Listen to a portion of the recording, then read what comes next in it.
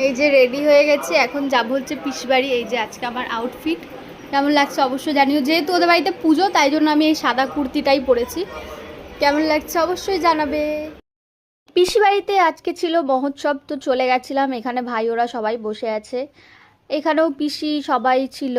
এই ঘরে কীর্তন হচ্ছিল, তো প্রথমেই চলে আসলো পাঁপড়, কারণ পাঁপড় ভাজছিল, তো নিয়ে চলে এসেছিলাম।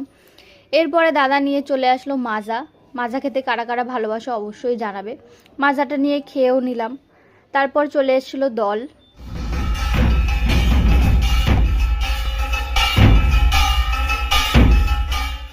এরপর চলে গেছিলাম খেতে। আজকে খাওয়া দাওয়া হয়েছিল ছাদে, তো এত হাওয়া দিচ্ছিলো আমার তো প্লেটটাই উড়ে যাচ্ছিলো। যাই হোক, প্রথমে পড়ে গেল প্লেট, তারপরে জল, তারপরে চলে এসছে ভাত। অল্প কটা দিয়েছিল, আমি বললাম আরও কটা দাও। যাই হোক, তারপরে চলে এসছে এই ঘ্যাটটা, যেটা খেতে খুব ভালো ছিল। তারপরেই চলে আসলো ডাল। ডালটা তো অসম্ভব সুন্দর হয়েছিল। কারা কারা ডাল খেতে ভালোবাসো অবশ্যই জানাবে। এরপরে চলে আসলো আলুর তরকারি, দেন চাটনি, পাঁপড়, আর লাস্টে ছিল মিষ্টি।